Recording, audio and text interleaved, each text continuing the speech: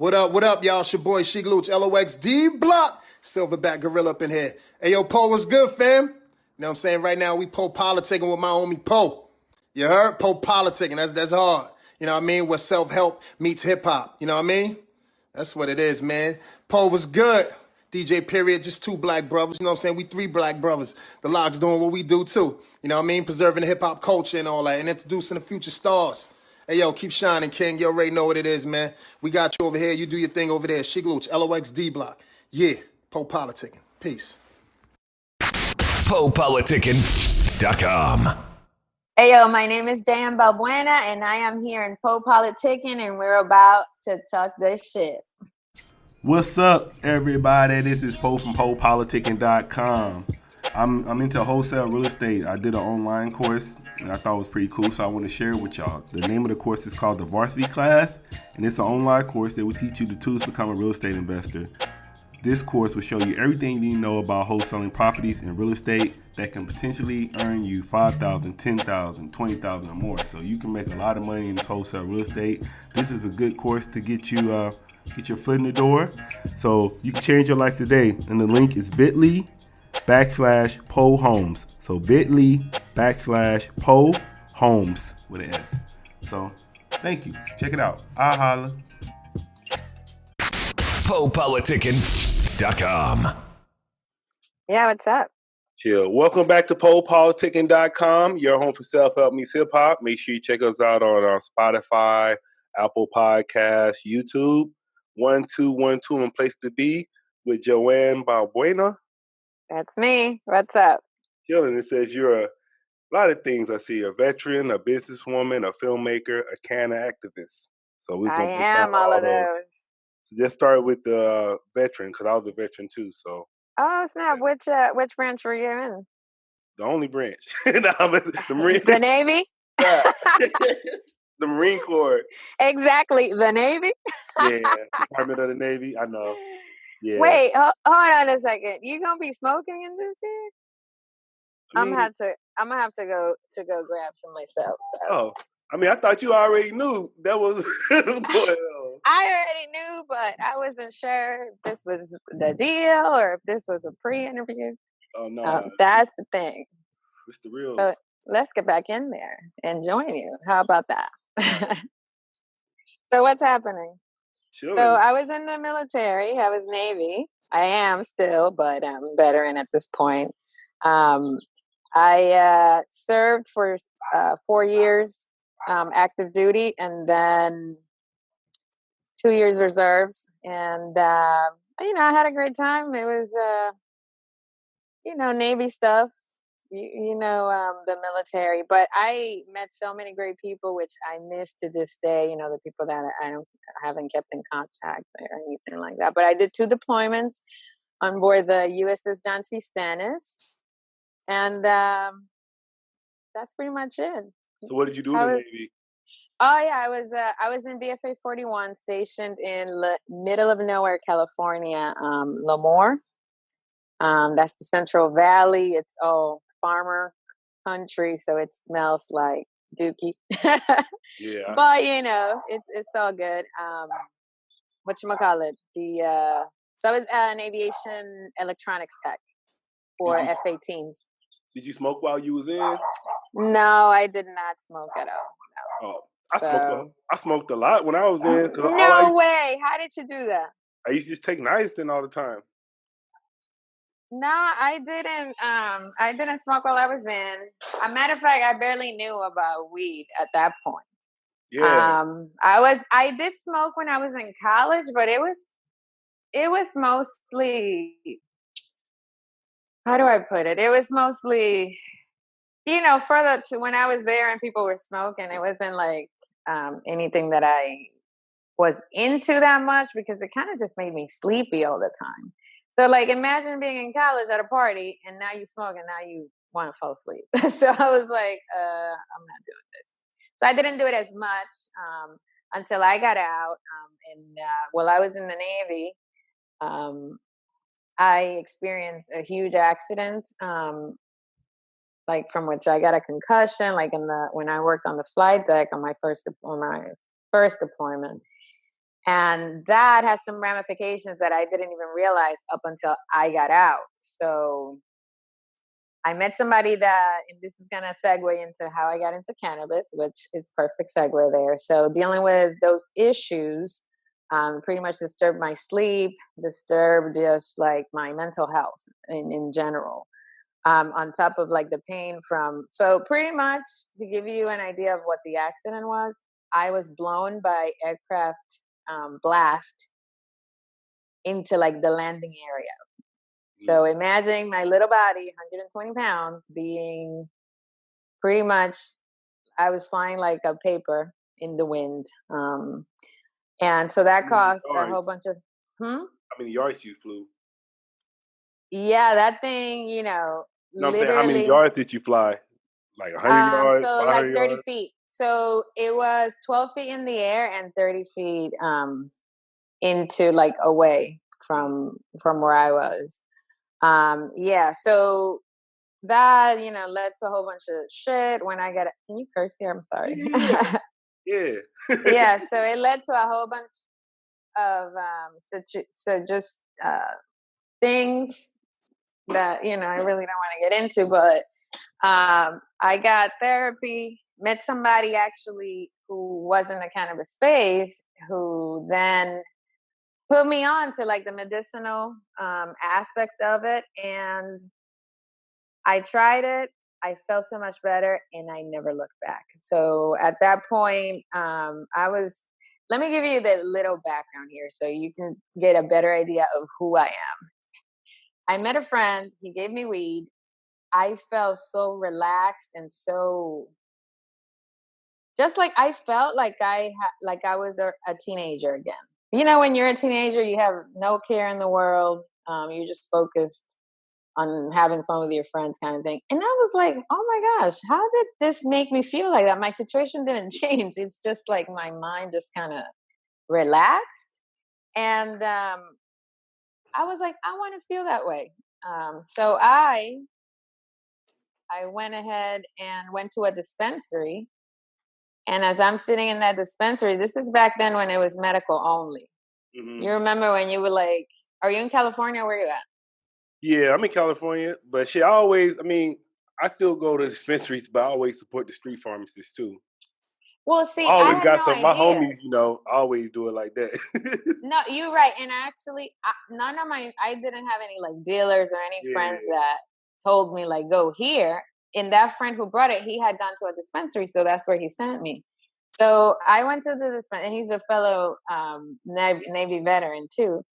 So I went to the dispensary. As I'm sitting there, waiting to get checked in and shit, I probably counted about 20 people in and out, in and out. And, and at this point, I'm just thinking, like, what the hell? Like, this is legal and all these people are like, there's a demand for this. So that's what I'm thinking, as I go inside, I see all the weed. I've had never seen so much weed in my life. I see all the weed. I'm already thinking like, oh my gosh, this shit is, I'm overwhelmed by just at the thought that this is an actual business. You know what I'm saying? At that point, I spent $20 and counting like all the people, not 20, 120. So I'm counting all the people that were coming in and out. And I'm thinking if they all spend $100 in like the 30 minutes that I was there, I said, oh my gosh, this is a cash cow and it's all cash. I was like, I want to get in here. And it's a good product that makes people feel good. It was like that moment I decided I was going to get into the space. So it took me from that point up until I randomly met this other guy randomly at my house. I'm talking about not being able to sleep, and this guy gives me a little candy. It was an edible, and I had it, and that night I slept like a child. And then that's when I hit him up. I said, excuse me, like, how did you get this candy? Like I said, I started questioning him, and he's like, oh, guess what? I'm looking to start an actual legal business. I'm getting a license. And I didn't even hesitate. I said, can I work for you? Can I work with you? Like, what can I do to get involved? And he told me, yeah. at first he didn't pay me or anything, so I worked for free while having I was actually working for the Navy as a civilian at that point. And eventually when he said, come work for me full time, I went and never looked back. Eventually worked with him in partnership to start my own business. And here we are today. So what's your business? So I'm an entrepreneur. I have, in the cannabis space, I have two businesses. One that it focuses on licensing acquisition and compliance management in California. And now we're looking into getting into other opportunities in other states. And I'm focusing on helping people of color to do so. So my business focus right now is to get us in the legal space compliant and carefree. Now, my other business is a media production company and tech entertainment. So with that one is where I have my brand Cannabis Synergy. And what we do is we create high quality content for the space. And now we're looking into creating virtual reality experiences with our content. So that's where we are, and that's in essence my business in the cannabis space. Outside of the cannabis space, so I'm originally from the Dominican Republic, and my family owns a food production company, which I helped found. That was the first business after college that I helped found, and that is just meat production and manufacturing company where we sell specialty meats all over the East Coast, Palenque Provisions. My cannabis businesses are Balbuena Consulting and Synergy Studios is the content creation part. But yeah. I'm about to hit you like your friend. I want to work for you. She kind of work for you. Hey, let's talk. like two weeks, I'll work for free. Then I'm gonna be looking for some money. Right? I would say but actually, I gotta shout out my boy because I actually try to connect y'all. He has a podcast called Color Cash Cannabis, and he's been. Color Cash. I think I've heard of that one. Yeah, I say at least starting like Is 5 he on years. the East Coast? He's in Atlanta. Oh, in Atlanta. Okay, yeah, I knew. I've heard of them Or before. North Carolina, yeah, so. But he's been doing his brand for a while. But what he covers the fact that it's not really equal with people of color. Right. And I remember this back. He covers the social equity aspect. Yeah, because I remember California. Like I've been seeing this for it's been going over dispensary for a while. It's been but I noticed all the dispensaries are white people running most of the time. 100%. But let me tell you something. Personally, I think the problem is that most people of color like to go through the social equity programs, which is pretty much, I don't want to call it the affirmative action type of concept for cannabis. Look, here in California alone, I have been able to obtain 6 licenses for a person of color. So, and without going through, the state wanting us to report that this is a Black-owned business or see if we were, this is just doing the application process, getting the finances in order, and following, compliance at every step of the way, without, having to wait in line or pretty much conform to whatever process and waiting periods that these people want to do for us, which they're not doing for the regular folk that's applying. So my mission is to connect people of color that have viable business ideas with capital, and then with a support system that actually sees you through execution. And like that, we set everybody up for success, and smoke weed while we're at it, pretty much. I'll say, so what you smoke? What you roll in? This right here it's in a King Palm. Okay. They sponsor my show, so I got to shout them out. The Cannabis Synergy brand, but the weed that I'm smoking in here is Green Dream. It's a hybrid of green crack, which is my favorite, sativa dominant, and then Blue Dream. What were you smoking on? Man, I think this is some Pineapple Express. Oh, but it's good. It's some outdoor a little bit, so I got a little wax in there. Okay, to spike it up a little. Yeah, a little bit. But then I be trying to roll Dutches, but I be messing up all the time, so I gotta this is my little Band-Aid when I mess it up. I do that shit too, brother. Don't even trip. But yeah, I'm saying that's tight. So what you were saying? Your other company, you create content. What kind of content? I saw. I think So it was bake, and create. I think I saw that. So that is a blog that I started just to get out like my creative thoughts with respect to cannabis and how I use it for intentionally to be creative. So that is that. But we also create like video content, and now we're creating virtual reality content in the brand is called Cannabis Synergy. So there we had an actual talk show. Sis was trying to become the Oprah of cannabis, just a little bit. But so we created a live audience, live performance event format show here in San Diego that we were doing prior to COVID. We got about 80 people in a tight spot where we had a consumption lounge. We had live performances with local artists. We had an art gallery type of presentation, and then we sat and discussed different cannabis issues or cannabis topics that I don't feel like the media actually covers truthfully. So we sat there, with people in the industry who are actually working in the industry, who I personally believe are the backbone of the industry, and then talking to them about their experiences, and the different things that affect not only the consumer but also the professional in the space.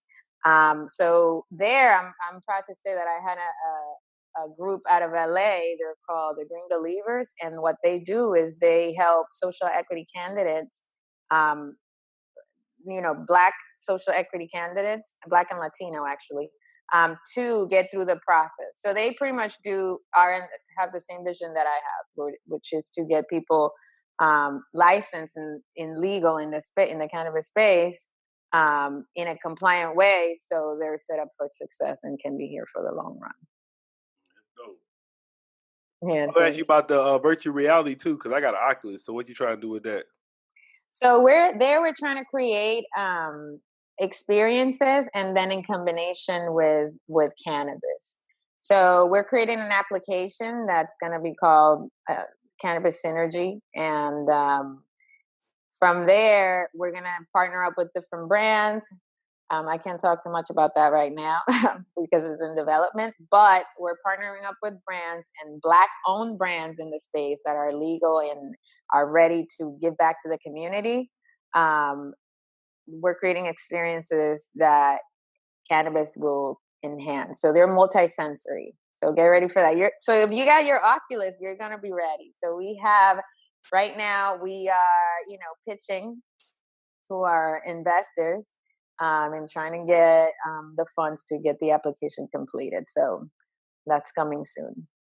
Okay. And then what about the filmmaking part of you? So the filmmaking, I've been creating short films in the cannabis space. So right before this whole thing happened, I was planning on creating a short film festival here in San Diego.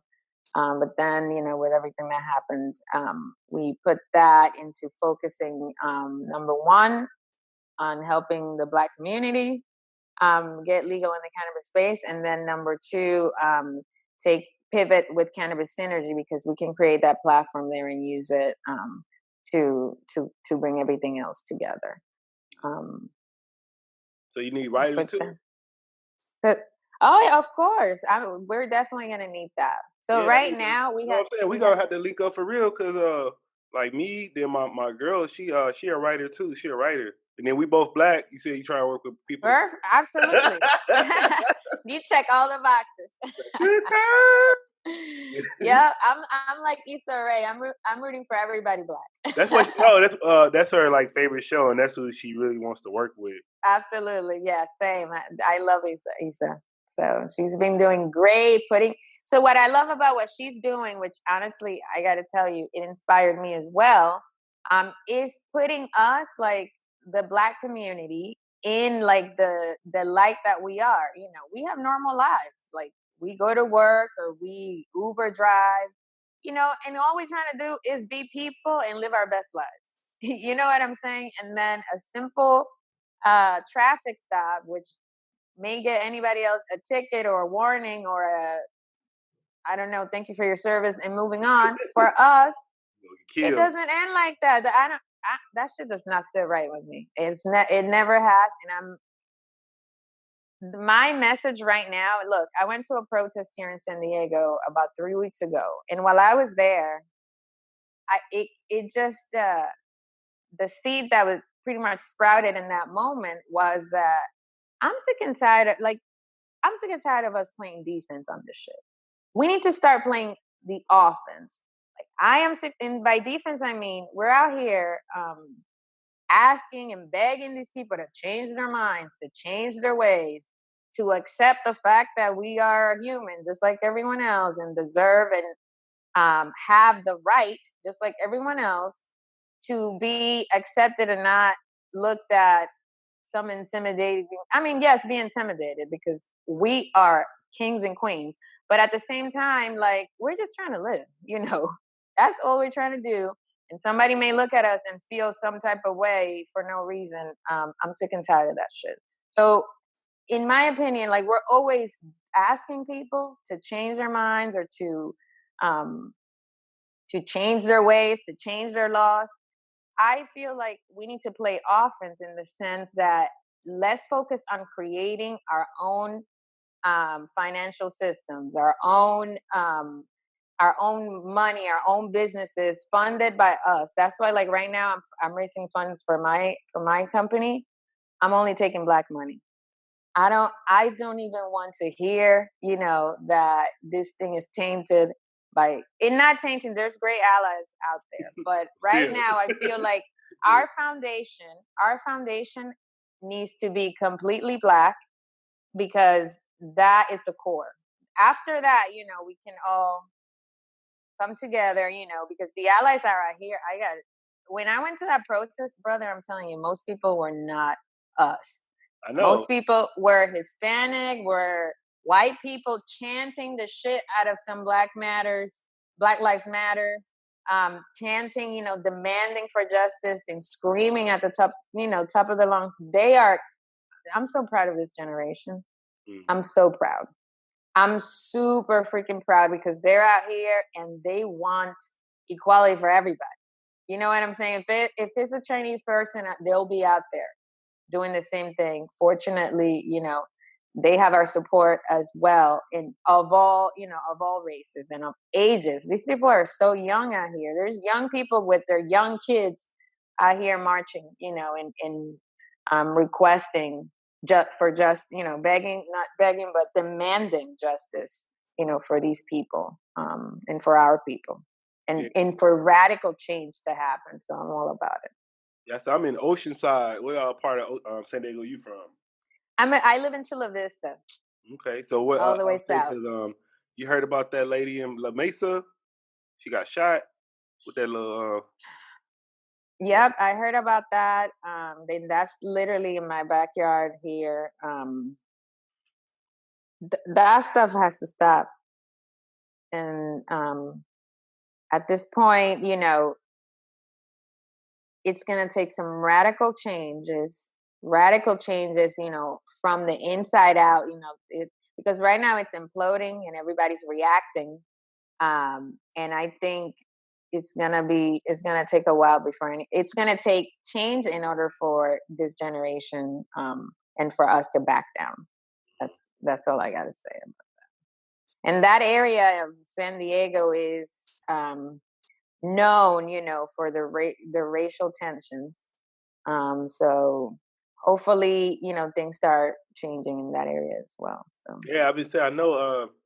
I was reading about Angela Davis. I read her autobiography one time, and she used to live out here, and she was saying like she was going through it with the cops. And that was like 70. Oh yeah. Yeah. Absolutely. Fortunately, I'm not gonna lie to you. I have not had any encounters with the police in this area, or in San Diego at all. But I do know people that have. Matter of fact, when this all was happening, I know somebody who posted a video of how he literally was just standing in a corner waiting for a friend. And this cop comes and he's like, "What are you doing here?" And the whole thing ends in an arrest. The friend comes and he's like, "Hey, he's waiting for me. Like, what You talking happened?" about the black dude? That dude, I The saw black that dude, in the you jersey. saw it. I saw it. Yeah. That's ridiculous. Yeah, it's almost like that's why I mean, tell you the truth, it's sad, but that's why I don't even like just be outside like that. Like I just know I gotta Right? get. Dude, I only go I be sad as shit outside sometimes for when I see business. people just outside chilling. I be like, man, I can't be like that. You Like, silly. they think you trying to sell drugs, all that kind of shit. Why you Yeah, outside? you know, I'm telling you, I go outside for business purposes. Yeah.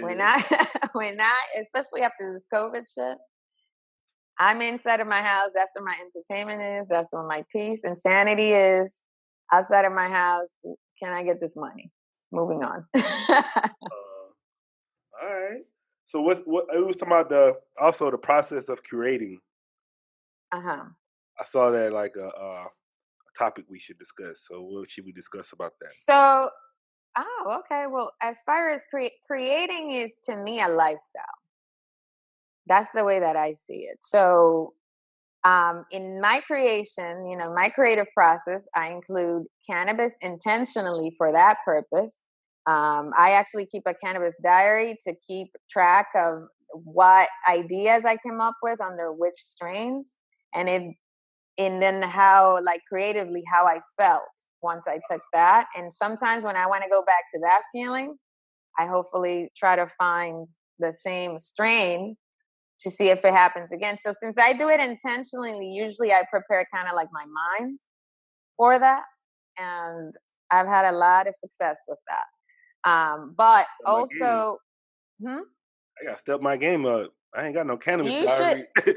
Cannabis diary. I mean, you don't have to do all of that. Like, I just did that because when I was in the space, I did realize that when I first started, that was one of the issues, like inconsistencies. But the guy that I was working for, his name is Dwayne, and he's a Black guy cultivator.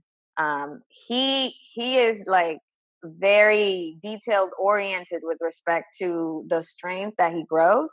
And with all that passion that he had, I kind of wanted to prove, like, is this really going to happen? Is this really what it is? And he was right. If you use cannabis intentionally and focus on, what you're trying to get out of it, and then focus on which strains actually help you get there, then it's a win-win situation. Yeah, I don't know. I just like doing it. I think that's the thing I like getting out of it. I mean, if that's I like how it makes okay, you feel. brother. Yeah. There's nothing wrong with that. Like, for me, I have at home right now, I probably have like 15 strains. Damn. Like 15 different strains that I have in my little jars that I keep.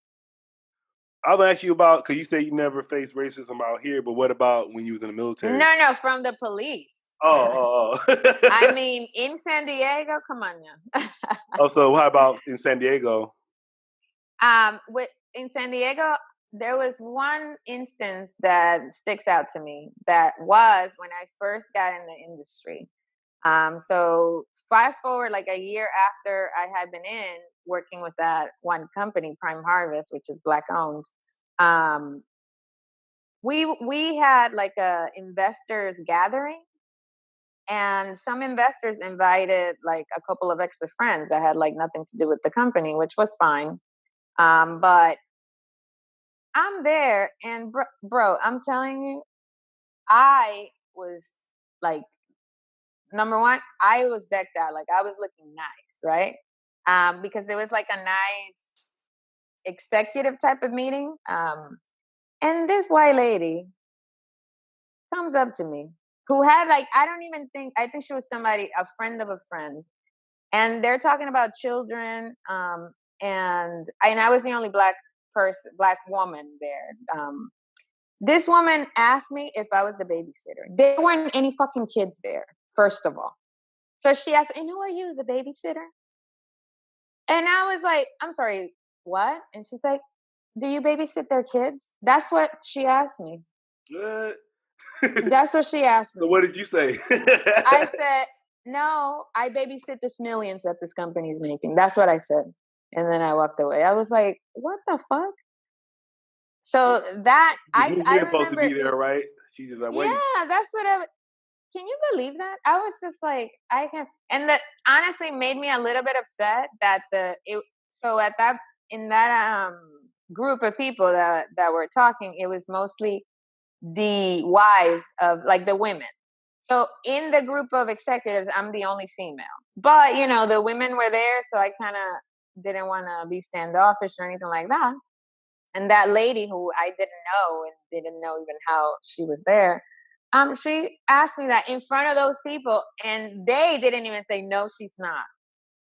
I kind of like took like 3 seconds in my heart to gather, like, did she just fucking ask me if I'm the baby? There are no kids here. It's a freaking bar. Why are you even thinking that? You know what I'm saying? Yeah. So I just told her, no, I'm here to babysit this millions. And then I walked away. And these other women, because I waited for her response, and she just looked at me like, and awkwardly laughed. But no one there said, no, she's not. Yeah, they didn't either. Speak up for you. So that's kind of I look at racism like if they didn't speak up, they're racist because they should have spoke up. Somebody should have said, "Hell no, she's the boss like the other ones," like something like that. They sitting there letting her say that and not speaking up. So I still exactly. And mind you, those people weren't white; they were Mexican. Oh, yeah. I don't know. She probably the lady who said it was white though. And let me tell you, I came back to my house and I was so angry that it was late. I literally went to the gym to just like, that's how upset I was.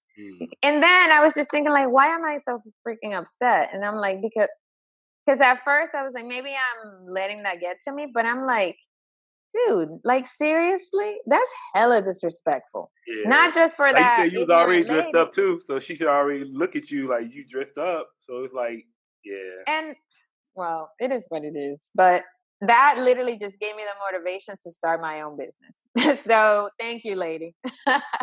So shortly after that, I started my own business with consulting, like Balbuena Consulting, and started getting my own licensing applications and getting candidates, people that needed the licenses connected with funding, and then moving on forward and stacking my license portfolio. So thank you, white lady. I forget your name. Actually, I don't remember or care to remember. But definitely put that fuel. I went to the gym angry, like thinking like, what the hell? Like, what's a girl got to do to look like the part? You know what I'm saying? So I'm there sweating my ass off, and then I come home and I was like, you know what? I'm going to start my own shit. Shortly after that, nobody stopped me, so I did. Then I've been asking all the guests, what's a good way to flip a G right now? To flip a G? Honestly, I would say to invest in yourself. Like, I think that's the greatest ROI you can get. If you're looking to just get money right back right now, the industries that are unstoppable right now are the virtual reality industry. Everybody that's pivoting to something digital right now, it's winning because everybody's throwing money at that. But to flip a G right now, if I had $1,000 and I was somebody that doesn't have my own business or don't have anything that I call my own, I would invest it in learning about something that I'm passionate about. Because what I'm telling you right now, that is the thing that helped me in the cannabis space was my discipline in learning about the industry. The first thing that I did was, and still do to this day, is read the news, look at companies, what problems they're having. Let me give you one exercise that I do every morning is when I see a company, an article about a company that's struggling, I start thinking in myself, I force myself to think how to solve that problem. Because guess what? If these motherfuckers tap on me like, hey, can you help us with this? I'll be ready. And when preparation meets opportunity. What news channels do you, what like websites? I get, Medium. I'm signed up for them. So they send a lot of like really smart information about business, about self-development. But all of the ones related to cannabis, I get I'm signed up. Just to get the biased and the unbiased information. And then with that, you can form your own opinion, informed opinion, because, that's really important in order to be able to, if somebody calls on you, like, can you solve this problem, for you to be ready, pretty much. Right, but you already gave us a couple of stories about yourself, but just give us one more interesting story. One more. In what context? Whatever. Whatever you want to share. Let's see. I can't think of anything right now. Help me out. In the Navy? I got capped in the Navy. You a captain? I got capped, which means that advancement program where the CO just advances you on the spot. Did you guys have that? Yeah. So I that happened to me, and the story actually behind that, I was not expecting it at all. So they had us all information, in order to hear the CO talk, but I had no idea what the hell it was about. So I zoned out. Like, I'm there standing at attention or whatever the case may be, and zone out. And all of a sudden, I just hear Balbuena. So my full name is Balbuena Mendez. My last name is too, Balbuena Mendez. So I keep hearing kind of like in the background, Balbuena Mendez, front and center. But it sounds like far because I'm not paying attention. Then the CO comes up to me and he's like right in my face right here, Balbuena Mendez. And I kind of like woke up and he's like front and center. So I'm thinking I'm going to get in trouble at this point.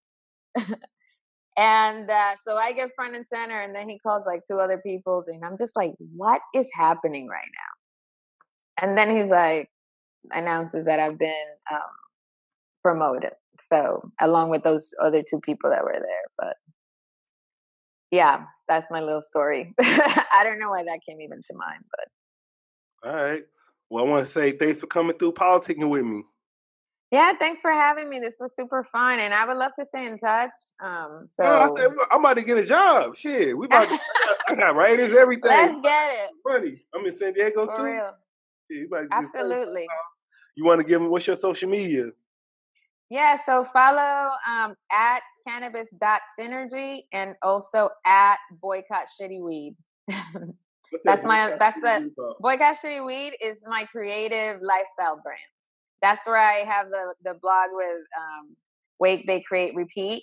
And then we also have apparel and just accessories for the cannabis space. So what is shitty weed to you? Shitty weed is low quality weed, dirt weed. But I'm glad you asked, by the way, because what I mean with boycott shitty weed is what I said earlier. You got to place emphasis on the quality so you can use it with intention, to get the results that you want from the plant. So the message is use the plant, don't let it use you, kind of thing. So you don't abuse it. And then use it. Then the fact that weed is kind of like the derogatory name for cannabis. You know what I'm saying? So at the same time, I'm saying boycott weed and start using cannabis because that's the name that doesn't have stigma. So like if you say, oh, I'm going to consume cannabis or I'm going to smoke some cannabis, somebody will probably be like, oh, okay. So if you say, let me go smoke some weed, they'll be like, oh, look at this pothead type shit. I gotta start saying cannabis. You don't have to. I mean, nobody gets offended. It's just, educating people. I'm about to partake in my cannabis consumption. Exactly. When you smoke cannabis, then you're a connoisseur. All right. So it's just, it's just to have fun. But I love weed. I love cannabis. Whatever. It doesn't matter. As long as it's high quality. The shady one, we boycott that one.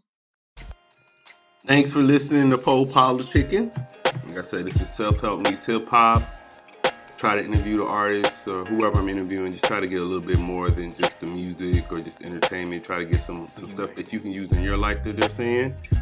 And this is, like they say, I got it out the mud. So 2008 we started it and been doing it this whole time. So I appreciate all the listeners we have.